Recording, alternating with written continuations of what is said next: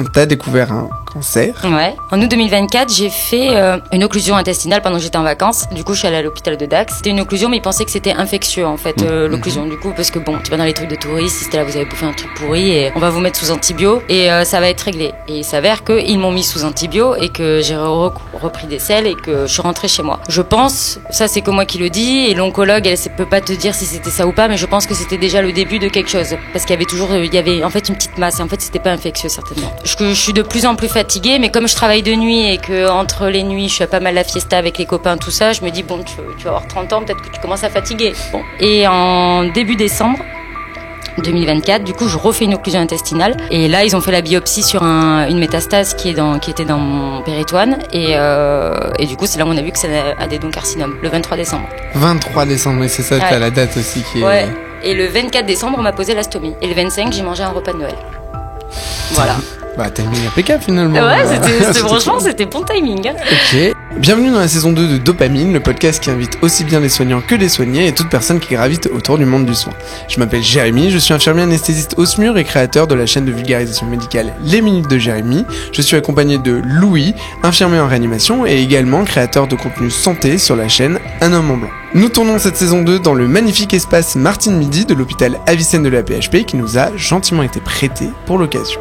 Aujourd'hui, on est ravis d'accueillir Juliette, infirmière en réanimation dans le sud de la France, qui a été diagnostiquée en décembre 2024 d'un cancer colorectal et plus précisément d'un cancer de l'iléo. Depuis ce jour-là, Juliette partage son quotidien d'infirmière qui passe de l'autre côté de la barrière, côté soigné, avec notamment un format unique en son genre, le vlog chimio. Merci Juliette d'avoir accepté de participer et bienvenue dans notre podcast Dopamine et d'ouvrir le bal de cette deuxième saison, puisqu'il s'agit du tout premier épisode. Bonjour.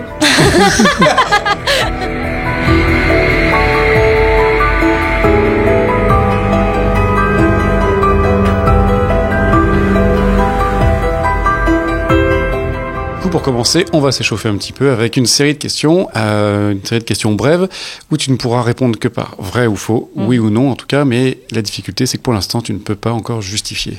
Ok. Tu vas juste répondre. Et je vais commencer par la première. Il y a un chrono ou pas? Non, c'est pas stressant comme combine. Est-ce que tu vas dire beaucoup putain au cours de cet épisode? Oh oui. Est-ce que tu es heureuse? Oui. Est-ce que tu as peur? Oui. Est-ce que si tu pouvais, tu referais des choses différemment dans ta vie? Non. Est-ce que la réanimation est le meilleur service de l'hôpital? Oui, largement. Bon, c'est bon, fin du podcast, on est est-ce qu'infirmière, c'est une vocation? Non.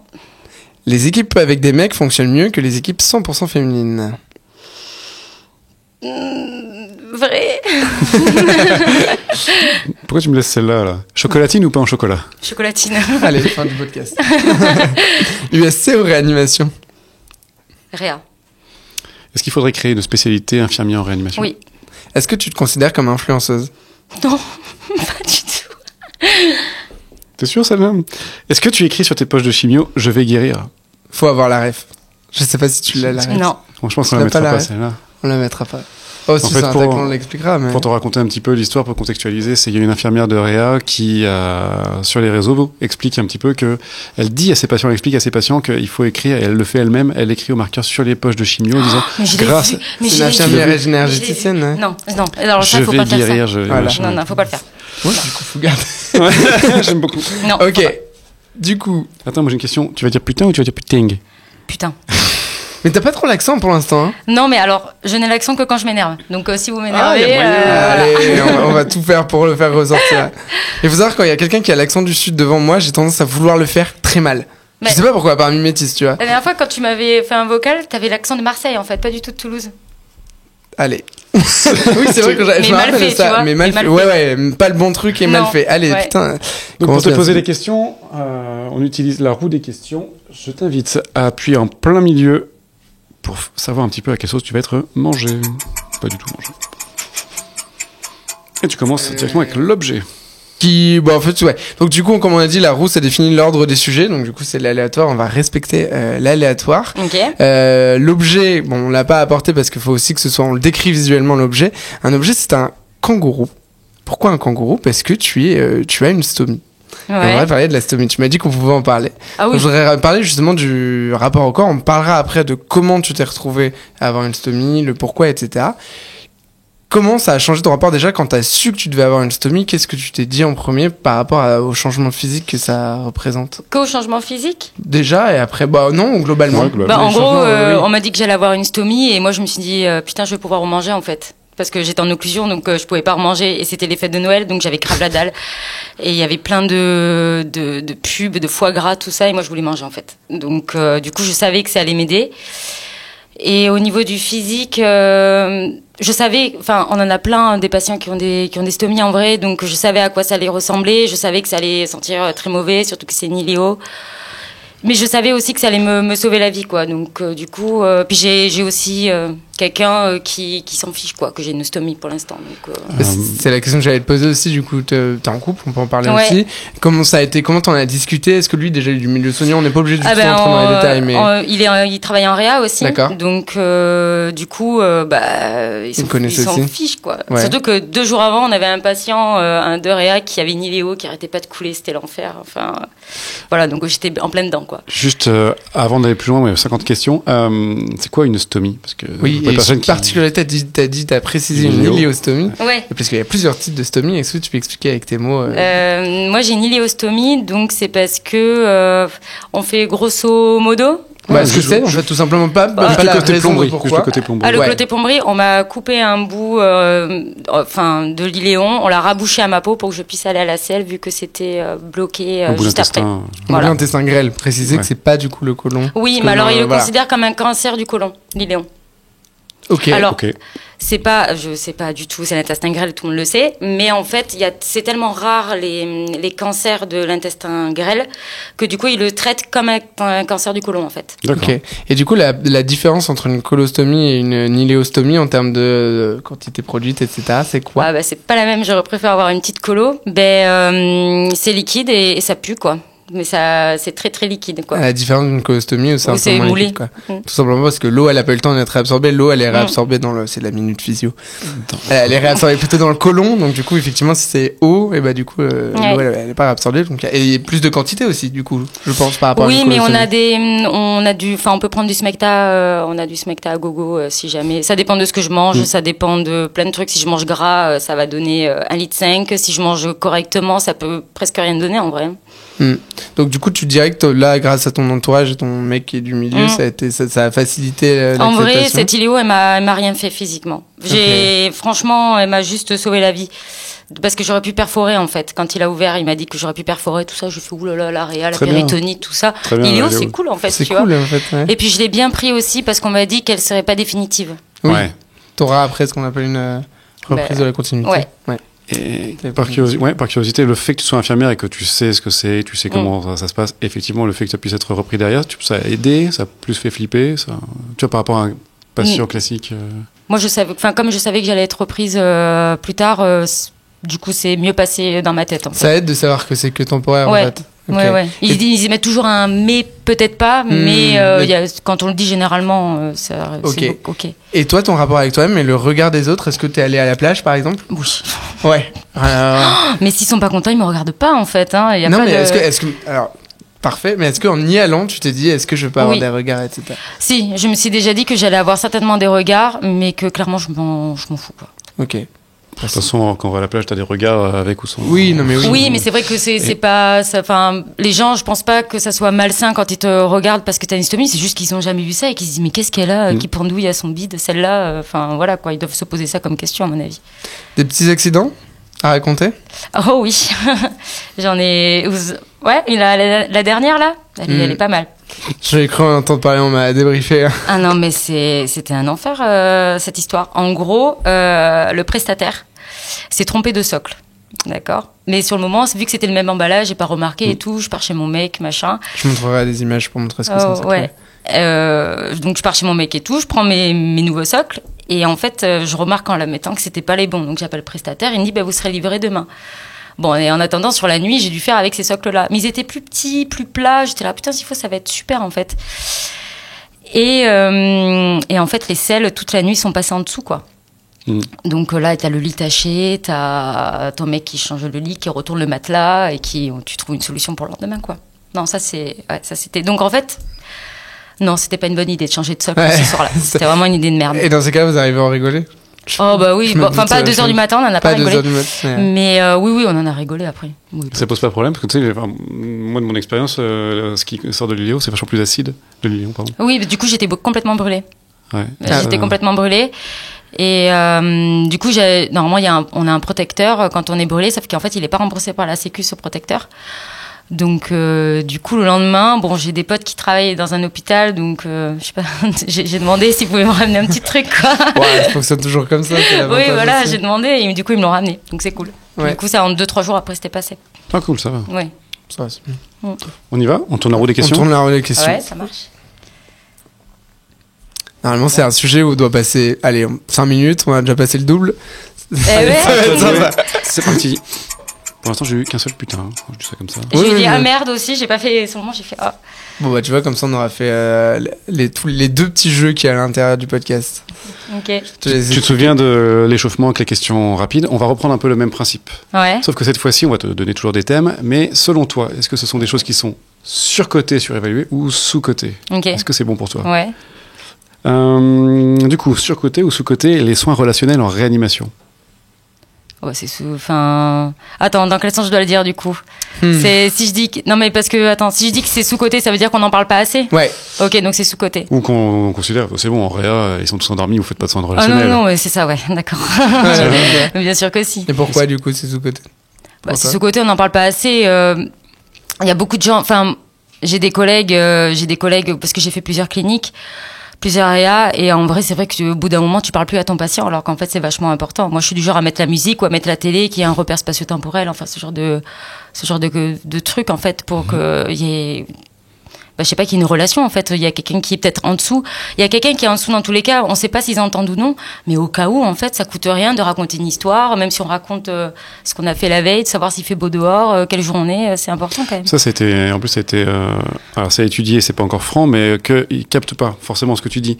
Ils captent pas les trucs, mais par contre, ils captent plus facilement les intentions.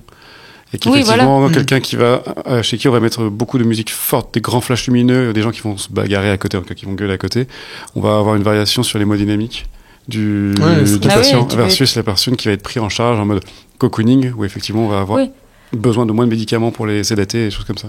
C'est rigolo parce que quand tu vois, par exemple, il y a encore des débats où tu as des soignants, ils vont discuter, ou la nuit, par exemple, faire du bordel dans les chambres des patients intubés en réanimation, gueuler, faire n'importe quoi. Alors que, par exemple, pour avoir fait plutôt de la réanimation pédiatrique, les petits qui avaient de l'HTP, d'hypertension artérielle pulmonaire, par exemple, on mettait des gros panneaux sur la chambre, alors qu'ils étaient intubés sédatés, hein, mais des gros panneaux en disant silence, parce que, et ça on le voit encore plus en pédiatrie, le moindre choc sonore, etc., il faisait la... Ah bah oui, tu m'étonnes. Alors que il est dans le coma, pourquoi voilà. Mais en vrai, il y en a qui dorment pas, à peine tu les tournes, de suite ils deviennent hypertendus, tachycardes, enfin tu vois bien qu'il y a des choses qui vont pas. Nous à minuit, on éteint les lumières, quoi, et on essaie de faire attention. Donc, et pas de bruit, ce que tu disais, pour le rythme jour-nuit. Oui. Et puis il y a les familles, accessoirement. Enfin, il y a un truc. Moi, je travaillais de nuit. Okay. Alors, du coup, j'ai quand même fait du jour de temps en temps. Mais du coup, la nuit, on n'avait pas les familles, forcément, à part pour les décès. Tu fais décès. partie des réas fermées la nuit Ça marche. Ouais. Enfin, tu me diras, même les réas ouvertes la nuit, finalement, il n'y a pas grand monde. Pas grand monde qui reste, Non, à part pour les décès. Oui. Là, pour les décès, il y a du monde. Non, c'est l'heure, faut y aller. non, quand il y a des décès, non. Par contre, s'il n'y a pas de décès, oui. 21h, c'est les règles, c'est comme ça, c'est... Et déjà, c'est 21h. Oui. Je connais des réas où c'est 19h. Non, c'est 21. Donc du coup, les infirmiers de réanimation sont pas que des techniciens, finalement. Bah non. Mais il y en a qui vraiment qui se pensaient que... Ah bah bien sûr. Mais nous, alors tu vois, c'est pas qu'on t'a pas retenu. On est volontairement très provocateur à des moments pour essayer de te faire dire des choses. Oui, mais on pense l'inverse. Mais moi, quand on m'explique ça, tu me dis c'est bon, 3 patients changer des seringues, c'est pas non plus. Puis ils sont intubés. Tu fais de la plomberie en fait. Alors on fait de la plomberie, mais on fait pas que de la plomberie. Bah perso, moi je parle pas à mon siphon quand je change mon truc dans l'évier, tu vois. Oh si, ça m'arrive. Je sais pas si tu garderais l'image, mais. Ah non, on n'est pas que des techniciens, non, pas du tout, on fait plein de trucs à côté. Et bah justement, la réanimation en elle-même comme en tant que service. Si c'est sous-côté ou sur-côté. Moi je dirais que c'est sur-côté, dans le sens où il y a tout le monde qui est là, tu bosses en réa, putain mais tu dois être trop forte. Mais meuf, en fait t'as 35 patients, c'est toi qui es trop forte. Enfin. Non scopé en plus les patients. Non scopé, mais moi j'allais remplacer des filles qui étaient parfois en arrêt pour aller aider. Mais je dis, mais moi j'avais peur de rentrer dans la chambre d'un mec. Je dis, mais c'est fou, il est mort en fait. Ouais, je l'ai pas vu depuis 4 heures. Ah non, ou il est dans la salle de bain, il te fait peur. Enfin, non, moi je peux pas. Ouais. C'est marrant, c'est exactement la même chose. De prendre des subs de nuit en chirurto et tu rentres, déjà il y a 2 patients dans la chambre, bon, étonnant. Ouais. Et tu rentres et tu dis, il y a rien. Il y a rien. Comment je fais pour surveiller mon patient? Le chariot de Réa, il a l'autre bout. Non, mais ça va pas ou quoi? Non. Moi, c'est elle et. Enfin, c'est surcoté. Et puis, c'est marrant parce que moi, je suis assez d'accord aussi, mais aussi le fait d'avoir accès, tu claques des doigts, t'as un médecin sous la main. Dans les étages, Ouais, ça, alors. De ça nuit, par peut-être moins vrai. Peut-être un peu moins si un clinique privé. Oui, non, en vrai, ils sont là, les docs, même la nuit. Peut-être moins la nuit, mais même de jour. Il faut pas les appeler pour rien. Voilà, t'as pas toujours un médecin compétent en médecine d'urgence, par exemple, si t'as des trucs, quoi. Ouais. C'est vrai qu'en réa, on a quand même ce confort d'avoir. Ça, c'est confort. De main, d'avoir ça, c'est vrai que c'est des patients qui sont globalement techniqués quand même quand ils arrivent. Oui, non, ça, c'est cool d'avoir un médecin quand même, ça, j'avoue. Sur-côté ou sous-côté, les effets secondaires de la chimio? C'est sous-côté de fou, les gars. C'est une dinguerie, en fait. En vrai, c'est. C'est plus que ce que tu pensais? Ah, mais oui. Enfin, je savais que c'était. En fait, je savais pas. On m'avait dit que ça allait être très dur. J'ai déjà vu des patients sous chimio.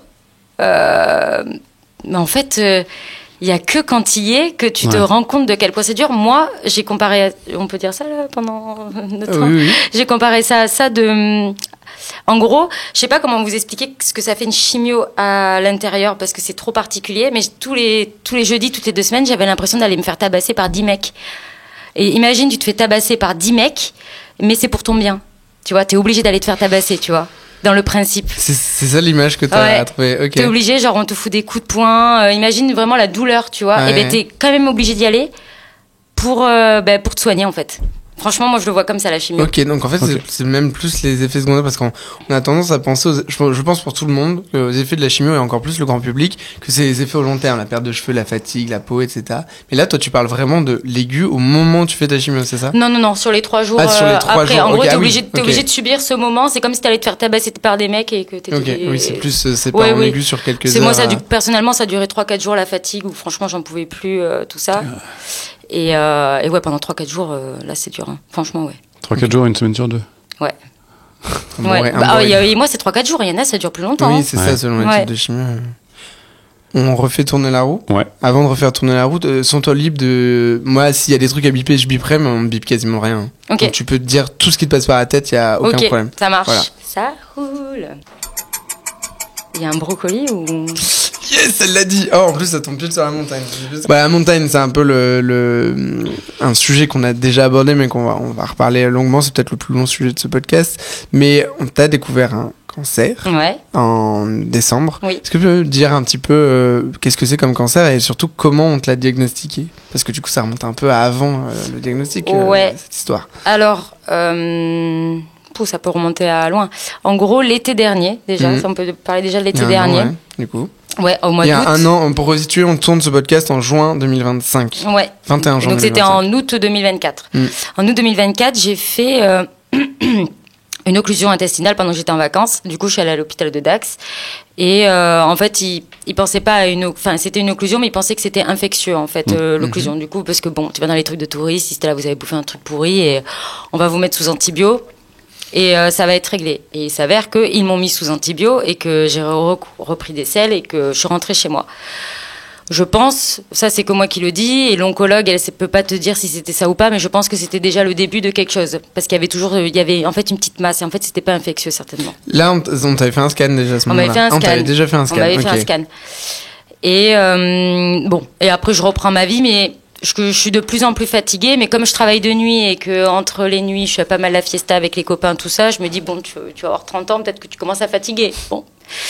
Donc, je commence à être pas mal fatiguée. Et en début décembre 2024, du coup, je refais une occlusion intestinale. Et vraiment, la douleur des occlusions, ça fait super mal. Et là, je dis à ma sœur, il faut m'emmener à l'hosto. Je refais une occlusion, mais c'est chelou, en vrai. Et parce que j'avais rien mangé de particulier. Moi, je pensais que c'était encore une intox. Et en fait, on m'a gardée à l'hôpital. On pensait au début que j'avais plusieurs maladies. On pensait que j'avais la maladie de Crohn au début. Après, on a pensé que j'avais un lymphome digestif. Okay.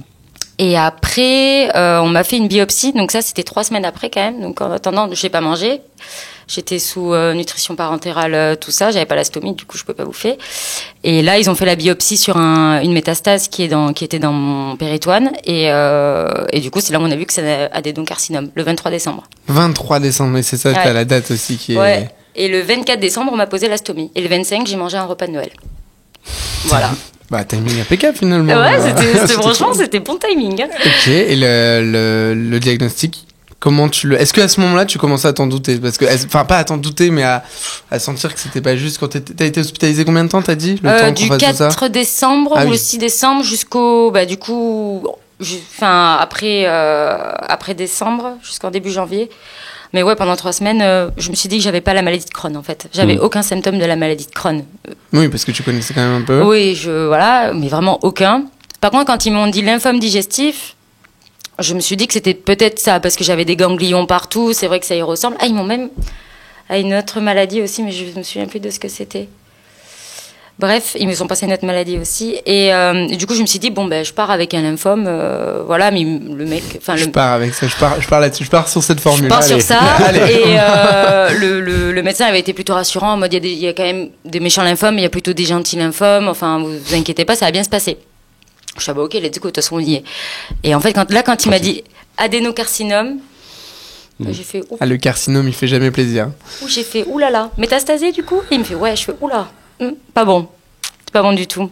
Et là, ça a été la douche froide quand même, le 23. Tu tiltes, tu comprends, t'intègres l'info Ah, tout de suite je comprends. Enfin, tu comprends les mots parce que voilà, c'est ton Oui. truc, mais entre le comprendre la phrase et intégrer ce que ça implique tout ça derrière. sur le moment où il me l'a dit, j'étais toute seule, j'étais avec une collègue de la réa d'ailleurs qui était là. Et j'étais là, bon, ben, de toute façon, il va m'annoncer le lymphome, donc tu peux rester. Parce que la biopsie, à la base, c'était pour prouver le lymphome, en fait. Et quand il me l'a annoncé, j'étais sonnée. Genre, j'étais là, mais du coup, je vais mourir. Je venais d'acheter un appartement, j'étais là, comment on fait pour l'héritage? Enfin, je pensais qu'à des trucs comme ça. Ouais. Et mes parents sont arrivés vers minuit, 1h du matin, parce qu'ils étaient loin pour les fêtes de Noël, du coup. Et dès que je suis allée à l'opération, ça y est, j'étais redevenue... j'ai un peu dissocié, en fait, le soir où on me l'a annoncé, parce qu'on me l'a annoncé à 21h. Wow. Ok. Donc là, j'ai un peu dissocié. J'étais en mode, oula... Enfin, là, j'étais plus infirmière, j'étais plus Juliette, j'étais plus personne. C'était brouillard à côté autour de moi. Ok. Ouais. Et ça a repris après.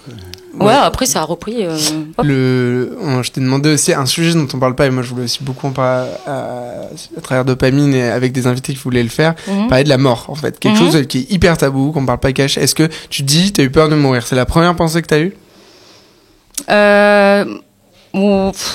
J'ai eu peur de faire du mal à mes proches. T'as d'abord pensé à tes proches? Ouais. J'ai d'abord pensé à mes proches avant moi. Ok. Tout de suite. Je me suis dit, purée, mais alors là, c'est les fêtes de Noël. Si moi je meurs à Noël, enfin, j'étais en train de me dire, ça va être l'horreur, les fêtes de Noël pour les prochaines années. Enfin, moi, je pensais à ça. Parce que, déjà, quand j'étais infirmière, enfin, je suis toujours infirmière, je me suis toujours dit, c'est plus facile pour celui qui part que pour ceux qui restent, finalement. Ouais. Parce que quand tu pars, en fait. Ouais. Et tu pars, maintenant, on a quand même des moyens pour faire partir les gens correctement et dignement. Mais t'as pas la reviviscence chaque année de te dire, qui plus est à Noël, c'est la période où... Ouais, voilà, là j'étais là, putain, si ça tombe à Noël, c'est pas cool, quoi. Et par contre, pour ceux qui restent, tout le monde le sait, c'est pas la même quand même. Donc j'ai plus pensé à ça sur le moment, que Ok. la mort à moi. Ok. Ça m'arrive d'y penser, hein, mais non, je suis pas... Ça se passera bien. Bah, en termes d'organisation, après, comment ça se passe, du coup, parce que... Oui. C'est-à-dire qu'on te l'annonce, on fait la stomie, tu manges, ça c'est cool. Ah putain, je me suis fait un foie gras le 25. C'était trop stylé. Mais c'est sympa avec la stomie. Je m'en fous. Mais ouais, ok, après, enfin, ça commence comment Et bien après, du coup, je suis restée quelques jours à l'hôpital. Je suis rentrée. On m'avait donné ma date de chimio, qui était, je sais plus, 2-3 semaines après que je sois sortie. Je dirais même 2 semaines. Et ouais, parce qu'en fait, il faut prendre rendez-vous et c'est pas comme ça. Il y a déjà des gens qui ont des chimios. Enfin, on est je sais pas combien avoir des cancers. Enfin, c'est dur pour avoir un rendez-vous. Et après, du coup, j'ai profité. J'ai fait un autre Noël. J'ai fait un resto pré-chimio avec tous mes potes. On a fait l'apéro. Et après, le lendemain, c'était la chimio et c'était parti, quoi. Et cette période de 3 semaines, justement, la chimio, tu l'as vécu comment? Parce que il y a pas un monde où tu te dis, putain, mais je perds du temps? Ah non, mais pas du tout. Pas du tout. Moi, je suis allée au resto, j'ai bouffé, j'étais trop contente, quoi. Je sais pas, d'un point de vue extérieur, je me dirais, putain, mais pendant ce temps, il est en train de progresser, le con à l'intérieur, tu vois. Ah, j'avais envie d'y aller, mais non, je pensais pas à ça. Moi, j'étais trop contente d'être dehors. Oh non. T'as fait l'apéro avec tu sortais en mode hospite aussi. Ouais. Quand tu fais l'apéro avec tes potes, ils sont au courant à ce moment-là? Oui. Et je leur ai dit tout de suite. Comment t'as annoncé ça? Comment t'annonces à tes potes que t'as fait ça? Alors, c'est mes proches qui l'ont fait pour moi. J'ai demandé, en gros... Du coup, après, j'ai appelé mes proches. Donc, il y avait ma collègue de l'AREA qui était là. Il y avait une autre collègue qui était censée me voir, que sur le moment, j'ai oublié, qui est arrivée. Et après, j'ai appelé ma meilleure amie. Je lui ai dit de venir. Et mes parents sont arrivés. Et après, je leur ai dit, vous appelez chacun qui vous avez appelé. Vous savez qui vous devez appeler. Et c'est eux qui l'ont annoncé. Pour t'éviter de devoir le faire à tout le monde. Oui, de toute façon, je pouvais pas le faire. J'étais trop sonnée par l'annonce. Donc, voilà. Mais du coup, tu t'es dit, je vais pas le cacher. Je vais faire en sorte que ça soit dit. Pas du tout. Bon. Ouais. Alors là, le cacher, je trouve que c'est encore pire. Même au début, mes parents, ils m'ont dit, est-ce que tu veux le dire à ta cadre et tout. Je dis, mais ma cadre, elle peut être au courant. De toute façon, qu'est-ce que ça va lui changer à la cadre? Tu vas être en arrêt. Oui. Ça va changer son planning. Oh, alors, ça va changer son planning, ça c'est clair. Mais elle a été hyper bienveillante pour le coup. Franchement, de toute façon, elle avait plutôt intérêt. Ça me voit. Mais ouais, en vrai, je m'en fiche, quoi. Qu'est-ce que tu veux que ça me... Enfin, s'ils sont pas contents, c'est pareil, en fait. Ouais, carrément. Bah ouais. Et le fait de passer de l'autre côté de la blouse, le fait de passer blouse patient. Eh ben, je me dis que des fois, je devrais être plus sympa quand je pique des gens, tu vois. Ah ouais? Ouais. Parce que des fois, tu sais, quand t'as un mec en urgence, là, t'as pas ta voix centrale, t'as rien. Moi, j'arrive, on est 3 dessus à essayer de poser un caté au pied et tout. Franchement, voilà, c'est l'urgence. Ça fait mal, hein? Oh la vache. Surtout, on te l'a posé un peu dans un. Toi, t'es arrivé en occlusion, donc c'était un peu. Oui, mais en fait, je faisais beaucoup de vénite. Donc, du coup, tous les jours, limite, on me changeait mon caté. Ouais, c'est pour ça qu'après, ils m'ont posé le pick-line. J'ai un peu insisté pour avoir mon pick-line. Oui, en plus, tu étais en position de le faire. Ouais, là, j'ai un peu insisté, mais j'ai mis du temps à l'avoir quand même. Mais ça fait mal. Je me suis rendu compte que j'allais être beaucoup plus douce sur certains. Ça a changé ta pratique. Certains soins, ouais. Ok. Du coup, tu disais que tu avais prévenu un petit peu, tes proches étaient au courant, vous avez fait la fête ensemble et tout ça. Globalement, ils ont réagi comment? Alors, pas bien, forcément. Ouais, pas bien. Enfin, le soir où moi, on me l'a annoncé, tout le monde a cru que j'allais mourir, même moi j'ai cru que j'allais mourir. Enfin, de suite, cancer, tu penses à la mort. Hein. Enfin, tu penses à rien d'autre, clairement. Surtout que moi qui bosse en réa, on voit que des cas hyper, hyper critiques. Donc, j'avais pas le recul des filles qui bossent en onco, par exemple. Ouais. Donc ça a été très dur et après ils m'ont soutenu quoi. Après il a fallu vraiment un jour ou deux et après tout le monde était chaud pour y aller quoi en fait. Et ton mec en particulier?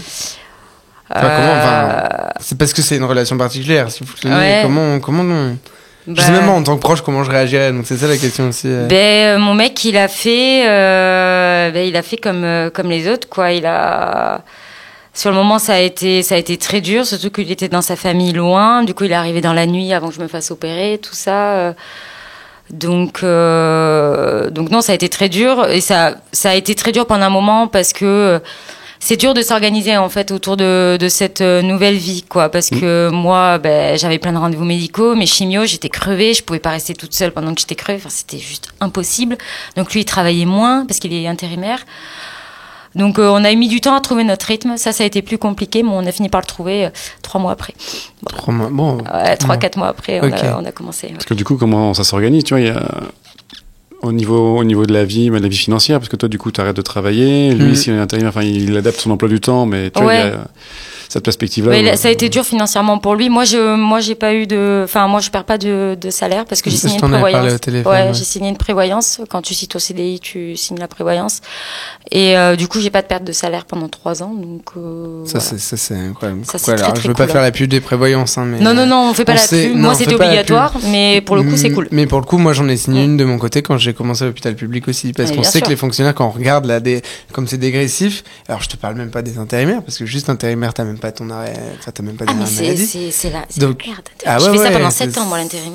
Ah ouais? J'ai fait 7 ans de réa en intérim. Attends, ça c'est un autre sujet. On reparlera de ta carrière.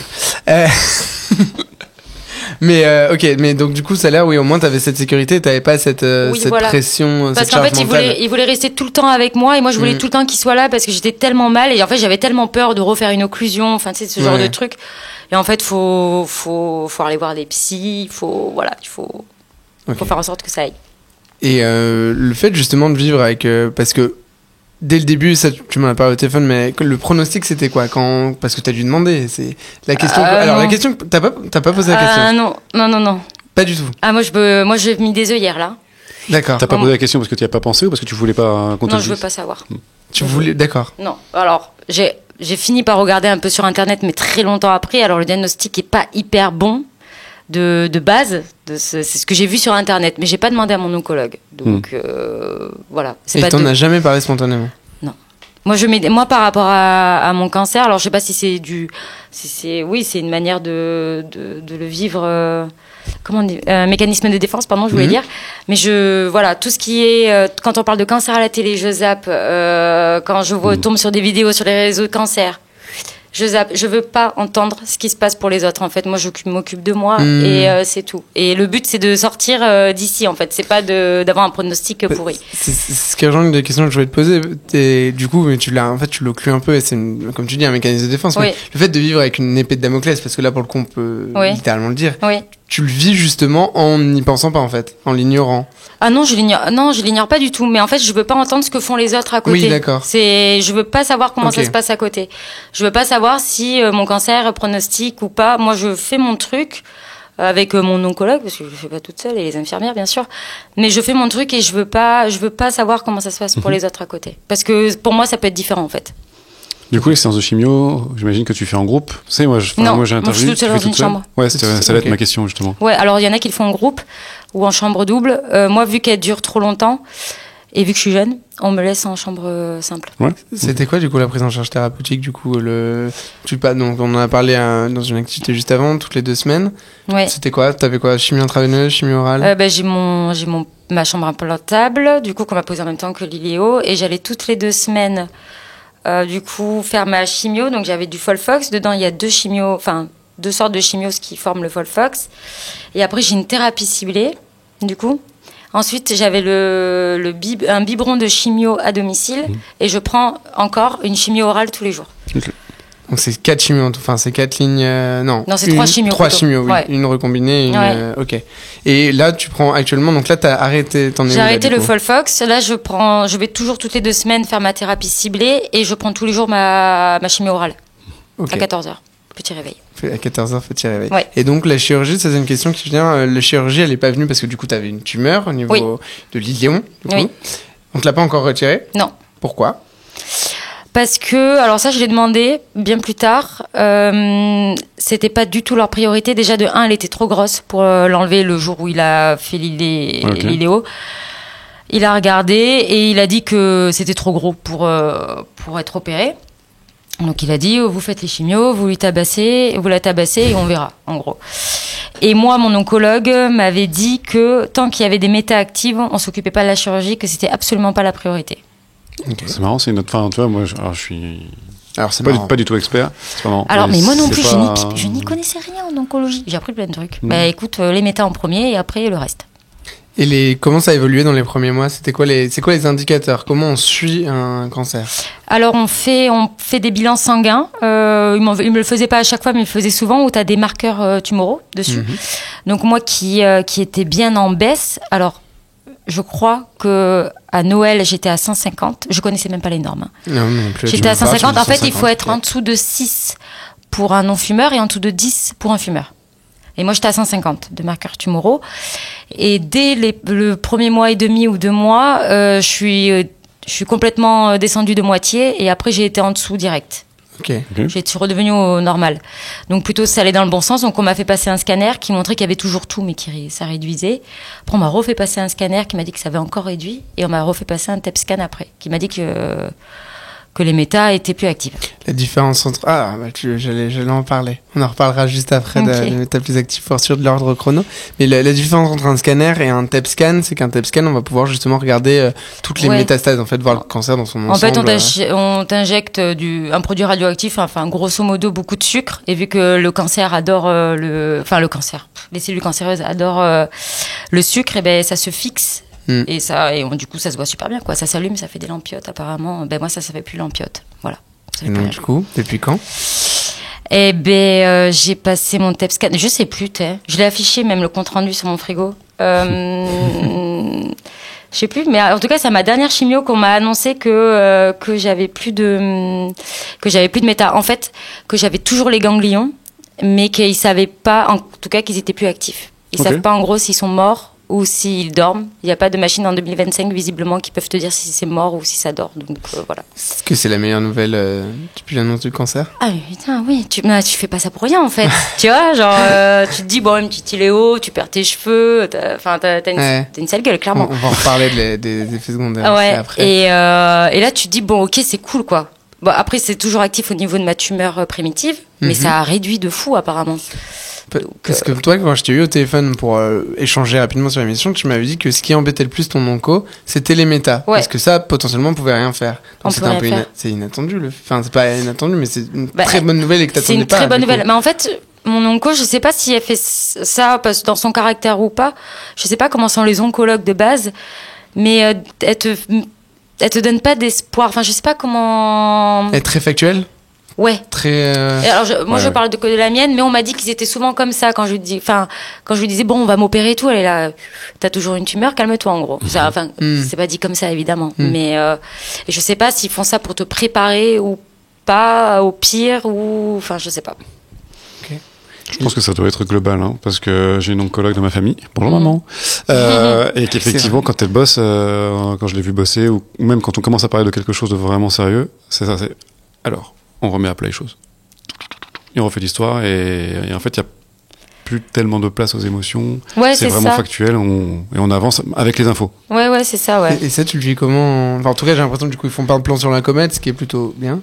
Et toi, tu le vis comment? Parce que t'as peut-être, en plus, en tant qu'infirmière, t'aimerais bien avoir des réponses. Bah, en vrai, on fait pareil aux patients en réanimation. Ouais. Donc on leur dit oui ça va mieux mais attention on reste en réanimation les gars donc c'est que ça peut partir en cacahuète à tout moment. Bah là c'est la même chose quoi. Donc elle a pas explosé de joie non plus sur les méta qui avaient. Alors c'est pas mon oncologue qui me l'a annoncé parce que quand je vais au chimio mon oncologue c'est un professeur donc elle est souvent pas là donc du coup c'est une autre onco qui me l'a annoncé. Okay. Donc elle était super contente parce qu'elle revenait de congé mat et elle était super contente d'annoncer ça comme nouvelle quoi. Bah ouais, tu m'étonnes. Et là, du coup, la suite, c'est quoi? Et bien là, je continue la thérapie ciblée toutes les 2 semaines. J'ai un autre scanner en août. Et je revois mon oncologue en août. Et je sais pas ce qu'elle va me dire. Voilà. Ok. Et tu me parlais, quand je t'avais demandé la date pour ici, tu m'avais dit que potentiellement tu te ferais opérer, donc que tu savais pas. Ben, elle m'avait vendu le truc. Je sais pas si elle m'avait dit peut-être que si les métas sont bien résorbés, peut-être qu'on opérera. Donc moi j'ai compris, plus de méta, opération. Donc là elle est censée me dire qu'on m'opère. Mais bon, peut-être qu'elle va me dire oui, bon peut-être pas encore. Enfin je sais pas. On tâtonne. T'as hâte de te faire opérer par rapport à l'iléo? Ben alors ça me rassure de l'avoir. Ah parce que oui. Ah, vas-y raconte, moi j'ai pas forcément compris. Et ça me rassure de l'avoir. J'ai peur de refaire une occlusion ou un truc comme ça en fait. Pourquoi? Tellement ça fait mal? Bah ça fait mal et puis tu vomis en spray quoi, c'est des jets hein, c'est. Là t'étais allé au stade des vomissements du coup parce qu'il y a plusieurs stades dans la. Oui non là je vomissais en spray quoi, la sonde nasogastrique et tout. Ah ouais, la pose de la sonde en plus dans ce contexte ça doit être. Ah bah alors la pose de la sonde ça fait pas du bien mais ça va. En vrai à chaque fois tu vois les patients ils sont là. Ça non en vrai maintenant je vais leur dire ça va je l'ai fait. Respire. Ça va aller. Par contre, la garder 24 heures, ça c'est dur. Ah, c'est plus le fait de les garder. Ah ouais, ça, la garder, c'est horrible. Moi, j'ai dit, de toute façon, s'il me l'enlève pas, je l'arrache, hein, rien à foutre. Ah ouais, en même temps que tu regardes, t'avais une grosse salem ou un truc comme ça, j'imagine. Ils m'ont mis une 20. Ils m'ont mis une 20. Ah oui, d'accord. Mais c'est gros. Alors, plus le chiffre est gros, plus le chiffre est gros, plus c'est gros. Mais... Bon, c'est une paille McDo, quoi. Qui passe dans le nez. Non, mais c'était trop bizarre parce que je suis arrivée aux urgences et je leur ai dit, mais attendez, les gars, vous me mettez ça alors que j'ai vomi, je sens que je vais plus vomir. Et puis, j'ai dit, non, mais écoutez. Au cas où. Ouais, mais c'était le mec du matin, c'était l'infirmière du matin. Donc toute la nuit, il m'avait laissé sans sonde. De toute façon, je vomissais plus. J'ai dit, mais j'ai l'estomac vide. Je vous dis, j'ai l'estomac vide. Me mettez pas une sonde. Il me fait, s'il vous plaît, j'ai peur de me faire fâcher. Alors du coup, il m'a mis la sonde. Et effectivement, dans cette sonde, il n'y avait rien pendant 24 heures. Donc. T'as pas fait de sinusite, t'as pas fait de. Non, mais tu mouches un peu quand même. Genre, t'es pas à l'aise, quoi. T'en parles un peu aussi, on reparlera de tes vlogs, hein, t'inquiète pas, on va parler de tes vlogs chimio qui sont uniques en son genre en France, et peut-être dans le monde. Ouais, bon. Non, tu parles des effets secondaires de la chimio. Ouais. T'as eu quoi comme effet secondaire? Parce que vraiment, encore une fois, grand public, je me mets à la place de quelqu'un grand public, c'est perte de cheveux, t'as plus de cheveux du tout. Ouais, alors non. que, tu vois, t'as encore des cheveux. C'est quoi, toi, les effets secondaires dans l'ordre de choses qui sont arrivées et dans l'ordre des trucs chiants, on peut le dire? Alors, bon, déjà, il faut savoir que c'est pas les mêmes effets secondaires pour chaque chimio. Déjà, il faut partir de cette base-là, parce que là, je vais dire, mais dans le Folfox, il y a tant d'effets indésirables qui sont propres qu'au Folfox, et moi, j'en ai peut-être eu 3 ou 4. Ok. Alors qu'il y en a un qui peut tout avoir. Enfin, du coup, les effets secondaires, pour moi, j'ai eu des paresthésies. J'ai eu beaucoup de paresthésies. Des fourmillements, Ouais. dans le bout des doigts. Des fourmillements au bout des doigts, surtout au contact du froid, en fait. Et même des paresthésies dans les pieds, même les paupières. C'était l'hiver, tu prenais des rafales de vent. J'avais l'impression de prendre un truc de 200 km/h. Enfin, c'était l'horreur. Ça dure quelques jours quand même. Et d'ailleurs, ils m'ont arrêté le Folfox parce que j'avais trop de paresthésie au début. Ils m'ont arrêté, mais c'était cool du coup parce que ça allait mieux. Bref. Ensuite, avec le Folfox, j'en ai tellement eu que... Nausées, vomissements, en vrai, ça va. J'avais quand même mes médicaments, mais je prenais mes médocs et ça allait. Ah, ta prémédication avant la chimio, du coup? Ouais, t'as de l'Emend, là. Et la Prépitant. Je connaissais même pas. Ouais. C'est assez spécifique. Ouais, c'est que pour les... ouais. Et après, t'as ton Vogalène ou ton Primperan pour si t'as des nausées après. Après, t'as les diarrhées. Moi, j'ai la perte de cheveux. La perte de cheveux, encore une fois, c'est alopécie stade 1. C'est pas... Moi, ça fait 4 mois que j'ai ma thérapie ciblée. C'est ma thérapie ciblée qui me fait perdre mes cheveux. J'en ai encore, quoi. Enfin, je veux dire, je m'en plains pas. Après, j'ai eu des grains de beauté aussi, les lèvres qui sont teintées. Tu veux que je te les sorte, là, que je fasse une liste? Non, mais c'est aussi pour... Parce que j'en ai eu plein, en fait, et je m'en souviens même plus. Et la fatigue, le pire, c'était la saignée. C'est ce que tu disais, c'est... Ouais, le plus impressionnant, c'était les paresthésies, quand même, je pense.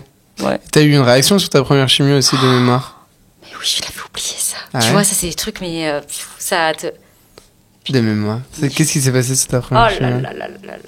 Ça, par contre, alors ça, c'est l'horreur. Hein. Franchement, j'ai cru que j'allais finir en réa, c'était bêtise. En gros, on devait me donner une thérapie ciblée. En fait, ils m'ont dit, cette thérapie ciblée, il faut faire attention. Enfin, on va vous scoper tout ça parce qu'elle est très allergisante. Je dis, bon, moi, je suis allergique à aucun médoc, mais je dis, en vrai, mais pourquoi vous foutez ça? Elle me dit, parce que dans les études qui ont été faites, avec la chimio orale, et ça marche bien ensemble. Bon, je dis, ok, donc ils me scopent et tout. Et là, je commence à avoir... Dès qu'elle me balance le produit, c'était la première fois, ma première injection. Première chimio, du coup. Ouais, et c'est vraiment... le Folfox, c'était après. C'était vraiment le tout premier, le début du traitement. Et... elle me dit ça va et tout. Je dis j'ai juste un peu chaud, mais en vrai si ça reste comme ça, franchement c'est ok, pas de problème.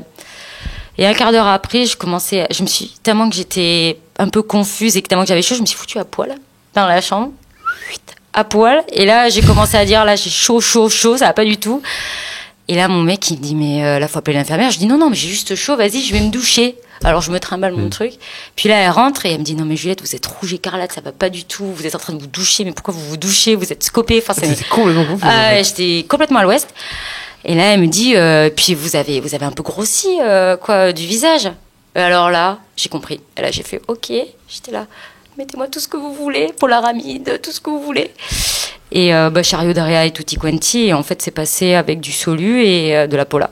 Ok, voilà. Pas d'Adlaï. Non. Mais ils ont dit, je les entendais qui dit qu'elle est sortie dans le couloir, elle a dit allergie à la 16, je sais plus où quelle chambre j'étais. Tout le monde arrive, appelez le réa, j'ai fait oh putain le réa. Je voyais la crico, je voyais plein de trucs, j'étais là, je vais finir avec un tube dans la bouche. Non.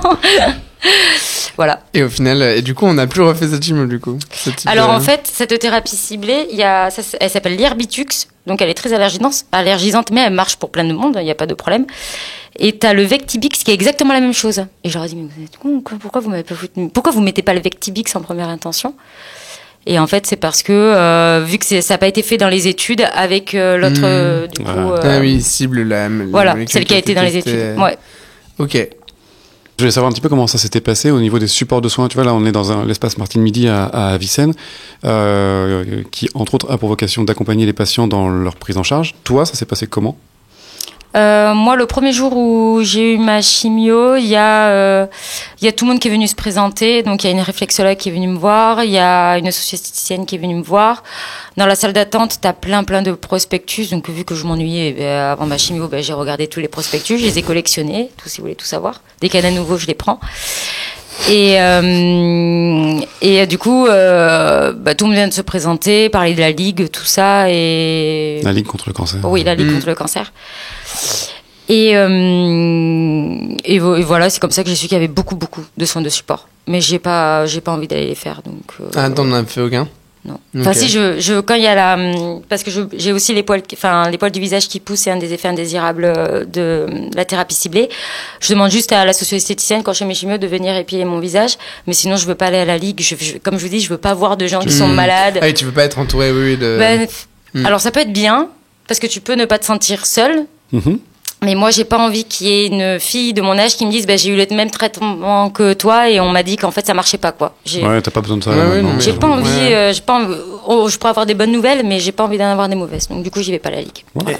Et pareil, on a parlé un peu au téléphone, mais je trouve ça intéressant. Qu'est-ce que ça fait le fait de pas travailler? Du coup, t'es arrêté depuis le 4 décembre?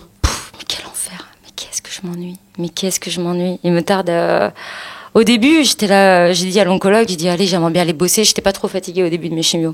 J'étais là, allez, je peux aller bosser et tout. Elle me dit, non, là, c'est milieu infectieux, vous y foutez pas les pieds, c'est mort. Surtout de nuit, elle m'a dit, alors là, c'est mort. Je dis, bon, ok. Et puis, au bout de 2-3 mois, je dis, bon, ok, là, je suis bien fatiguée. Finalement, je suis bien contente de pas avoir repris le travail. Mais là, ça va mieux depuis que j'ai arrêté le Folfox au niveau de la fatigue. Et il me tarde qu'une chose, c'est de rebosser, quoi. Je m'ennuie, en fait. Ça rythme le travail. Puis j'adorais mon boulot aussi, donc du coup, je m'ennuie. Voilà, je fais des vidéos. Ok, et ça, tu sais pas quand tu pourras reprendre pour l'instant, ça, ils en parlent pas L'oncologue qui m'a annoncé pour le TEP scan, vu que c'est pas mon oncologue, elle m'a dit, je peux pas vous dire, vous la voyez en août. C'est une des premières questions que t'as posées. Ah, mais bien sûr. Ouais. Et elle m'a dit, vous verrez en août avec votre oncologue. Et du coup, donc tu fais des vidéos, mais à part ça, t'arrives à t'occuper, justement? J'ai l'impression que t'es bien entouré quand on regarde, en tout cas, de ce qu'on voit les vidéos. En vrai, oui. Genre, je suis toujours dehors en train d'aller boire un café ou d'aller manger avec des copains, ou je vais voir ma mère. Enfin, non, en vrai, je fais plein de trucs. Je m'ennuie, mais j'ai envie d'aller travailler, en fait. J'ai pas, là, j'apprécie même plus d'aller voir mes potes, tu vois. Oui, il te manque, en fait, l'activité professionnelle. Oui. Ok. C'est un équilibre, en fait, le travail. On se rend pas compte, mais... On tourne à la roue? Ouais, on peut tourner à la roue vu le timing, je pense que... Je choisis un autre logo prochainement. Allez. Ouais, t'as bien joué. C'est pour ça que ça va être un peu plus rapide. C'est... En fait, quand on parle avec des soignés, plutôt des soignés, on leur parle beaucoup de la maladie, de la vie d'après et aussi de la vie d'avant. À quoi ressemblait ta vie avant? Donc tu l'as dit un petit peu, t'étais infirmière en réa. Déjà, pourquoi infirmière? Et pourquoi en réa? Si on reprend à toute base, parce que t'as peut-être fait autre chose. Vous allez vous foutre de moi, mais c'est sûr tout le monde là. Non mais, alors je vous explique. En gros... On parle de tout ici. J'ai déjà, dès le lycée, ça je sais pas l'expliquer, j'avais envie de travailler dans la santé sociale en gros. Donc j'ai fait un bac ST2S, tout ça. Et en fait je savais pas quoi faire après mon bac. Et j'ai ma pote qui m'a dit, moi je vais faire le concours pour être infirmière, je pars en prépa. Ça te dit de venir, et clairement ça s'est passé clairement comme ça. Je dis écoute, j'ai pas envie d'aller à la fac parce qu'à la fac j'aurais rien fait, clairement j'aurais fait la fiesta, quoi. Et du coup je l'ai suivi, j'ai fait la prépa infirmière et du coup on a fait des stages. J'étais ça peut être pas mal, et du coup c'est comme ça que j'ai commencé. En fait c'est plus pendant mes études d'infirmière là par contre que j'ai vraiment appris le métier, que j'étais là, mais bien sûr c'est évidemment que c'était ça, quoi. C'était pas du tout une vocation, c'était pas... Ouais, c'est ça, t'as dit que c'est pas une vocation le métier d'infirmière. Non, pas du tout. Mais c'est pas négatif de le dire. Non, c'était pas, j'avais pas envie de faire ça depuis toute petite, enfin je veux dire... Pas du tout, j'ai suivi juste ma pote qui elle, c'était une vocation, et en fait ça m'a plu, quoi. Voilà, donc, du moment que ça te plaît, en fait c'est ça le truc, c'est que c'est ok, t'as pas une lumière divine qui t'a dit. Et je me verrais pas faire autre chose, jamais de la vie, quoi. Et la réa, c'est Grey's Anatomy, clairement. Non, attends. Ah putain, on parle du... C'est vrai? Mais bien sûr. C'est Grey's Anatomy qui t'a donné envie de bosser en réa. Ouais, mais en fait... T'as dû déchanter un peu, parce que... Ouais, il y a pas de docteur Mamour, déjà. Ouais, voilà, c'est déjà ça, c'est pour commencer. Et puis en fait... les chefs de ton service. Non, Grey's Anatomy, ils sont et infirmiers, et aides-soignants, et chirurgiens, ils sont tout, en fait. Bon, ça, tu l'apprends en courant de tes stages, mais je me suis dit que je voulais toujours travailler dans les services un peu techniques et avec un peu d'adrénaline, quoi. Ok. Donc tu savais déjà que ce serait de la réa, des urgences, un truc comme ça. Ouais. Et particulièrement de la réa. T'as bossé ailleurs qu'en réa? J'ai bossé pratiquement que en réa, genre 90% du temps. Et après, j'ai fait un peu du SC, j'allais un petit peu dans les étages. J'ai fait du physique, de la cardio. Ok. Et t'as commencé par quoi? De l'intérim ou Non, j'ai signé un CDD en réanimation chirurgie cardiaque, CCV. Ok. C'était un CDD de 8 mois parce qu'après, je voulais partir en voyage avec cette fameuse pote là, qui avait fini aussi ses études. Et après, quand on est rentré de voyage, j'ai fait de l'intérim, ouais. Et je me sentais pas de reprendre la réa parce que j'avais arrêté pendant 1 an. Du coup, j'avais fait 4-6 mois dans les services tradis. Et après, il y a eu le Covid et je suis revenue en réa. Et t'as fait de l'intérim. Et là, t'es en CDI, là, du coup. Et non, punaise, j'ai signé un CDI juste avant de tomber malade. C'est vrai? Oui. Oh, ils sont de se dire pourquoi on lui a signé son CDI. En fait, l'histoire, c'est que je voulais m'acheter un appart. Et vu que j'étais intérimaire, les banques voulaient pas me prêter. Du coup, j'ai signé un CDI pour acheter mon appart. Et je suis tombée malade après, donc ça tombait pile poil. En 2024, j'ai eu un mec, un appart, un cancer et un CDI. Oui, il y a des choses qui mais attends, heureusement, parce que là, on parle du CDI, déjà de une, mais l'achat de l'appart. Aujourd'hui, tu pourrais pas acheter. Non. Donc tu l'as, waouh, c'est... Ouais. Oh, le timing, il est... Ah, mais il est... Faut savoir pour les personnes qui n'ont pas acheté qu'elles regardent, ils demandent les antécédents médicaux. Ouais. Et une banque ne prêtera jamais, je pense, à une personne qui vient d'avoir une découverte de cancer et qui est en cours de chimiothérapie. Je pense que même pour après racheter, il faut être en rémission depuis X années, quoi. J'ai vu 6 ans, mais bon. Ouais, vraiment, ça m'étonnerait pas. Ça... En théorie. En théorie. Ouais, mais tu payes des assurances, laisse tomber. Enfin, j'ai une pote qui a fait un infarct. En fait, qu'elle avait fait un infarct à 32 ans. À Coroner Sen, c'était plus un Takotsubo-like ou un truc. Je vais pas rentrer dans les détails, là, c'est jargon. Bref, elle a fait le on voit sur un homme blanc. Mais les banques, elle en est à mentir presque parce qu'elle a pas de stent, elle a rien. Elle a oui, mais elle est même pas stentée. Non, rien. Non, c'est Coroner Sen, infarctus à Coroner Sen, donc c'est plus un spasme, ce genre de truc. Oui. Elle a arrêté de fumer depuis, elle a mis un traitement. Et du coup, voilà. Mais pour te dire que le timing était... Franchement, c'était pile poil, c'était super. Et pourquoi de nuit? T'es en alternance ou t'es fixe? Je suis fixe. Ouais. Et déjà, quand t'es vacataire intérimaire, t'as que de la nuit pratiquement. J'avais fait 2-3 mois de jour, ça m'avait plu, mais après la personne qui était en arrêt est revenue, donc du coup je suis rebasculée de nuit. C'était plus facile d'avoir beaucoup de nuits en tant qu'intérimaire. Et après du coup, quand j'ai dû signer mon poste pour acheter l'appart, il y avait que des places de nuit. Donc du coup voilà, mais c'est pas... Enfin, j'étais mieux de jour, quoi. Ouais, clairement. Ok. Oui, t'as pas fait des années de nuit avant ou j'ai fait quand j'ai travaillé avec la réserve sanitaire, quand j'étais sur les îles, j'ai travaillé de jour. Et après, quand j'étais mon CDD, j'ai travaillé de jour aussi, mais sinon l'intérim et mon dernier CDI c'était que la nuit, quoi. La réserve sanitaire, c'était pendant le Covid? Ouais. Ok. T'as fait quoi comme mission J'ai fait la Réunion et la Martinique. Ok. Pendant la première et deuxième vague ou que pendant la première vague du coup? Pendant toutes les vagues, il y en avait. T'as fait ça sur combien de temps du coup? Oh, j'ai fait ça pendant longtemps. J'ai fait ça pendant un an et demi. Un an et demi. Ouais, t'as fait que de la réserve du coup. Okay. J'étais intérimaire à côté en réa. Du coup, quand je rentrais, je travaillais et après je repartais avec. C'est trop bien. C'était génial. Et tu vois, tout à l'heure, à l'échauffement, on parlait un petit peu de est-ce qu'il faudrait une spécialisation infirmière en réanimation. Tu étais plutôt pour. Oui. Il y a la FNIR qui est la Fédération nationale des infirmiers en réanimation qui existe, qui a du mal un petit peu à se positionner sur il faut pas. Tu penses que ça va arriver ou pas? Est-ce que tu penses que ça va être établi un jour ou pas? Et pourquoi il la faudrait surtout? Parce que du coup, ou pas? Pourquoi il la faudrait? Toi, t'as plutôt répondu. Moi, je pense qu'il la faudrait. Bon, peut-être pas quelque chose comme IAD ou les IBOD, peut-être pas un concours, mais du moins une formation de quelques mois au moins, parce que moi j'étais intérimaire, mais j'avais fait de la réa avant. Et déjà, quand je suis revenue en intérim en réa, j'ai galéré, tu vois. Enfin, je savais m'occuper d'un tube, tout ça, mais déjà s'occuper d'une machine, il faut le connaître. Et au début, avant qu'il y ait cette histoire avec les jeunes diplômés qui devaient attendre avant de faire de l'intérim et tout, on avait des jeunes diplômés qui arrivaient en réa. Qui avait jamais fait de réa, parce que c'est censé être le truc un peu général, mais c'est ouf. Non mais ils sont malades, ils sont complètement, non mais ils sont fous. Franchement, tu mets en danger le patient. Toi, tu es obligé de gérer le petit étudiant, son patient. Enfin, c'est le bazar. Et Je sais pas s'il faudrait faire un concours, un truc comme ça, mais il faudrait au moins que les gens soient formés, oui, au moins aux machines et voir un petit peu les sédations, ce qui peut se passer, si ça plante, qu'est-ce qu'il faut faire, les ECMO, tout ça. Enfin.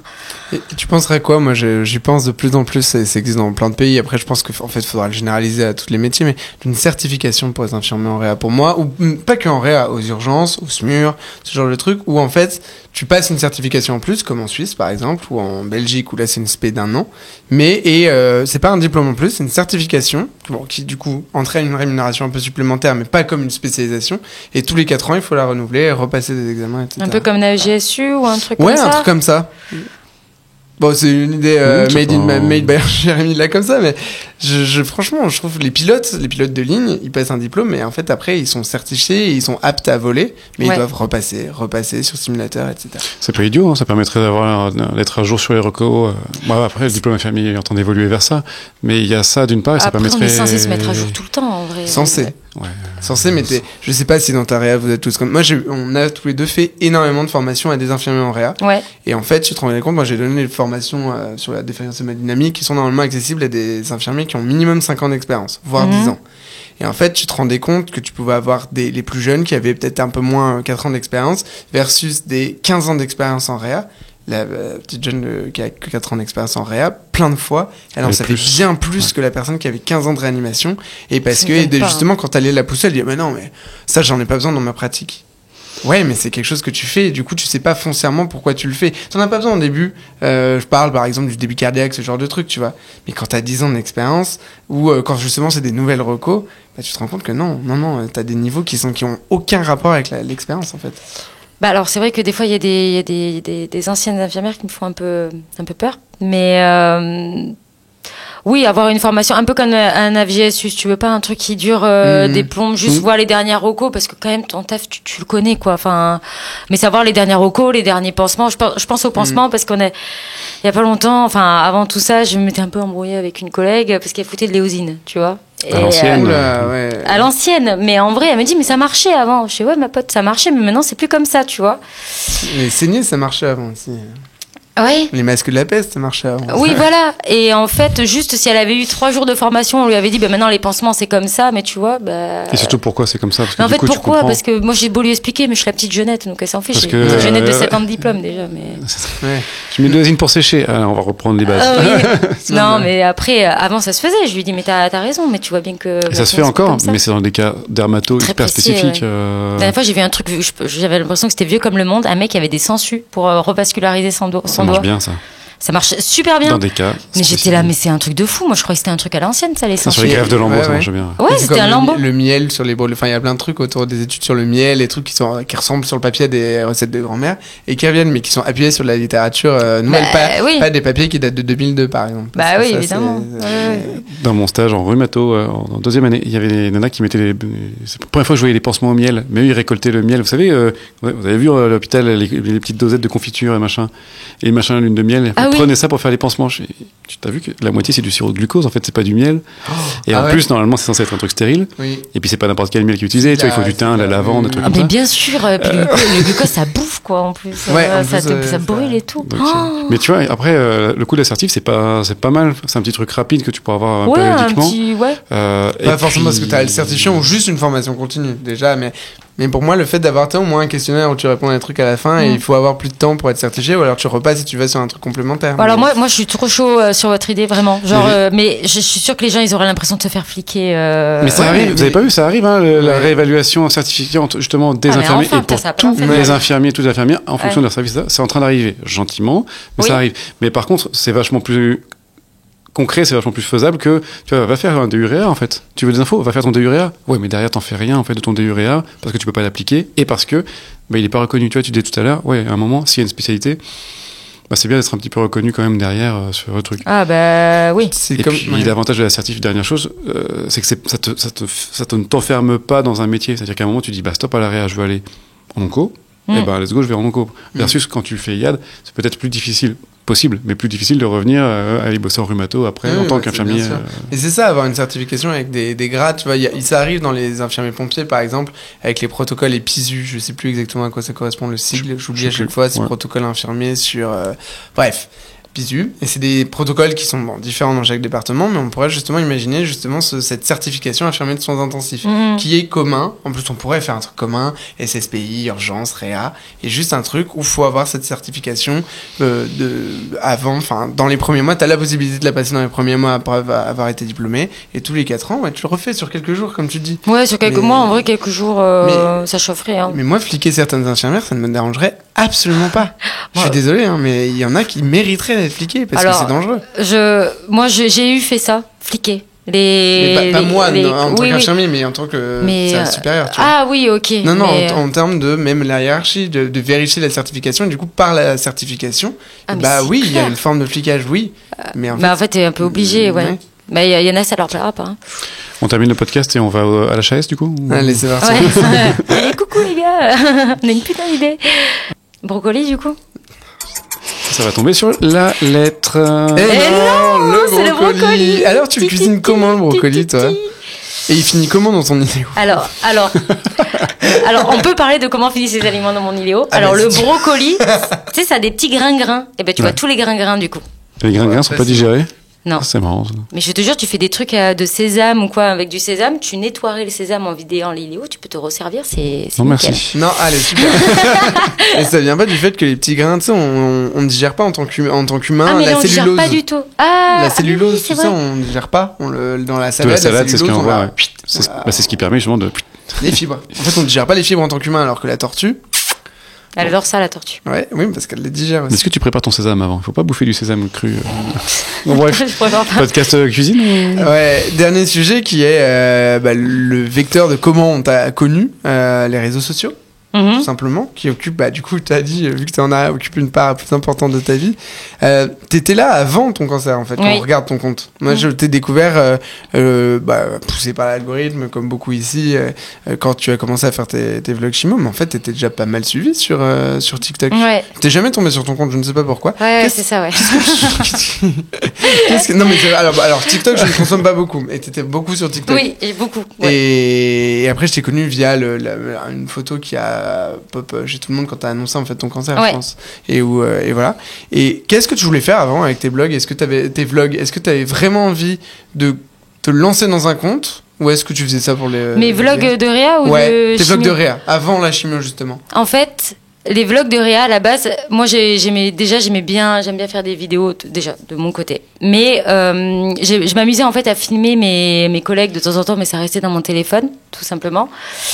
Et puis en fait, je trouvais qu'on parlait tellement de l'hôpital de manière négative. On en parle toujours en négatif. Alors, je dis pas que ça n'arrive jamais. Genre, dans les étages, ce qui se passe, il y a pas de personnel. Enfin, c'est vraiment la merde, hein, clairement. Mais j'avais envie de montrer aussi que c'est cool, tu vois. Comment veux-tu que les gens viennent travailler si on leur dit que c'est pourri, en fait? Ouais. Tu vois? Et j'avais envie de dire, moi, j'ai une équipe trop cool. Je kiffe travailler en réa. Bon, après, on est bien lotis en réa, c'est vrai aussi, il faut le dire. Mais j'avais envie de montrer un peu putain, mais c'est cool, on se marre bien quand même. Enfin, c'est pas le travail hyper, j'allais dire hyper sérieux, évidemment qu'on est sérieux, mais on peut rigoler. Enfin, on peut avoir des super collègues qui deviennent des potes. Enfin, c'est tranquille, quoi. Et c'est ça que je voulais montrer à la base. Ok. Et après, je suis tombée malade. Et après, t'es tombée malade. Mais à ce moment-là, t'avais une volonté vraiment de te faire connaître ou de développer, ou c'était ceux qui voulaient bien voir sur TikTok, en fait, après je m'en foutais. Je voulais montrer au moins aux 15 qui voyaient au début que l'hôpital c'était cool, quoi, et qu'ils pouvaient venir travailler s'ils voulaient. Et qu'est-ce qui t'a fait switcher du coup au vlog? Tu t'es dit bon, je peux plus faire de vlog en réa, donc parce que j'aimais bien faire ça. Clairement, j'aimais bien faire ça. Et après, je me suis dit donc du coup au début j'étais là, j'ai pas envie de parler de mon cancer, j'ai pas envie que ça soit négatif pour les gens, et en fait j'en parlais avec mon copain qui m'a dit mais en vrai t'étais pas de nature hyper négative déjà de base, donc est-ce que tu pourrais montrer aux gens que il y a pas des bons côtés, mais que motiver un peu les gens avec toi, avoir des gens derrière toi, en fait. Tu continues de vivre, t'es pas défini uniquement par, à chaque fois quand on parle de cette maladie. Le ton ne va pas changer, parce que j'ai l'impression que le ton n'a pas changé entre les vlogs réa versus les 10 mecs qui te tabassent pendant la chimio. Oui, après je filme pas les moments où je suis pas bien, mais je suis pas bien que 3 jours après la chimio. Après, je suis comme là, je veux dire, ça va. Parce que j'ai 30 ans aussi, mais voilà, j'ai envie de motiver les gens avec moi, en vrai. Enfin, on n'est pas mort, quoi, donc c'est cool, en fait. Tu vois. Ouais, c'est effectivement, c'est bien ça. J'ai oublié la question que je voulais te... C'est qu'elle était pas intéressante. Ok, merci. Les retours quand tu t'es mis à... Ah putain, c'est ça. C'était ça. Les retours quand tu t'es mis à faire des vlogs en chimio, de tes chimios. J'ai eu que des bons retours. En vrai, j'ai eu zéro haine. J'avais plus de mecs qui étaient là. Elle a touché son piston pendant qu'elle prélevait sa seringue quand je faisais des vlogs en réa, tu vois, les médecins de TikTok, quoi. Et là, j'ai eu que des gens hyper gentils. J'ai des milliers de messages en perso, genre trop d'amour. Ouais, c'est ça. J'ai l'impression quand je vois les mais c'est trop d'amour. Genre, je suis choquée. Genre, je me suis dit, il y a tellement de gens en fait j'ai pas d'évolution si tu veux dans mes abonnés, mais en tout cas ceux qui sont là ils m'aiment trop et c'est trop bien quoi. Ouais, c'est trop bien, ça fait du bien en vrai. C'est fou que quand même on voit quand même dans des rares moments où on a une profession qui est soudée. C'est que je pense que tu as une solidarité des autres infirmiers en fait. Tu dois avoir beaucoup d'infirmiers qui te suivent. Oui. Mais même moi spontanément je t'ai envoyé un message quand j'ai vu le truc Insta en me disant putain alors je te connaissais pas tu vois. Et j'avais envie de ce truc de soutenir une concert. Enfin tu vois je pense qu'il y avait tacitement ce truc. Ouais, ce que tu veux dire. Ouais. En mode c'est comme quand malheureusement tu sais il y a eu quelques années une infirmière qui est décédée agressée par un patient. Ah oui. T'as toutes les communautés infirmières qui va faire des posts, qui va faire des bien sûr. Et voilà. Et c'était aussi pour ça, pour moi, que c'était aussi important de te donner la parole dans ce podcast, quoi. Bah ouais. Et on t'a jamais reproché, que ce soit du voyeurisme ou enfin, de l'exhibitionnisme, entre guillemets, de quoi que ce soit, parce qu'on sait comment sont les réseaux sociaux et notamment les commentaires Twitter. On m'en a jamais parlé, en tout cas. Moi, je vois pas ça comme ça. Moi, je vois plus comme un partage. Après, les gens pensent qu'ils veulent. Je m'en fiche tellement, en vrai. Ouais. Mais tu sais, sur les réseaux, on a quand même des personnes un peu... Mais t'as ce recul ou... Ouais. Cool. Franchement, je m'en fous, mais qui regardent. Hein. Ça fait des vues. Hein. Je m'en fous. Et est-ce que du coup, maintenant que t'es comme ça, t'aimerais en faire quelque chose des réseaux? Est-ce que t'as envie de... Est-ce que t'as commencé à faire une régularité? Est-ce que t'es rentré un peu dans ce schéma de devenir... Parce que jusqu'à maintenant, les vlogs, tu les partageais un peu comme ça. Oui. Est-ce que là, t'es dans une démarche active de devenir vraiment créatrice de contenu et de rejoindre notre grande famille? Je ne l'étais pas quand je travaillais, mais là maintenant vu que je fais plus grand chose et que du coup j'ai que ça, il y a que ça en fait si tu veux qui me motive et pour m'investir dans quelque chose. Donc là maintenant je dirais que oui. Ok. Et t'as envie même après quand tu seras guéri, parce que tu vas être guéri, de continuer? Ouais, j'aimerais bien. Oui, je pense que j'abandonnerai jamais mon taf pour ça, mais oui, j'aimerais bien continuer, ouais. En reprenant des vlogs, etc. Du coup. Ouais. C'est sûr qu'il y aura des vlogs en réa encore. Ah mais c'est sûr. Ouais. Parce que c'est ce que t'aimais bien faire, quoi. Et à la base, je voulais montrer que l'hosto, ça peut être cool aussi. Ouais. Ça, c'est bien, hein, franchement, effectivement, d'arrêter d'être dramatique. Voilà. Il faut parler de ce qui va pas. Mais... je voulais pas faire du contenu comme vous faites un petit peu, où c'est un peu éducatif. Je voulais pas faire les merdes que vous faites. Ouais, je vais faire mieux, en fait. Non, c'est pas du tout ça. C'est que je voulais pas faire des trucs éducatifs parce que je pense qu'il y a assez de gens qui en parlent, notamment vous, et que...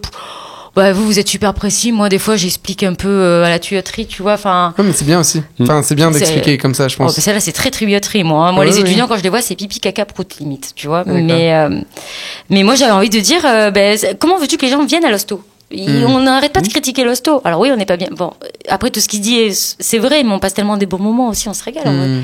Et pour autant, tu te considères pas comme influenceuse? C'était volontaire, hein, la question. Influenceuse, c'est... Ah si, j'aime bien me maquiller.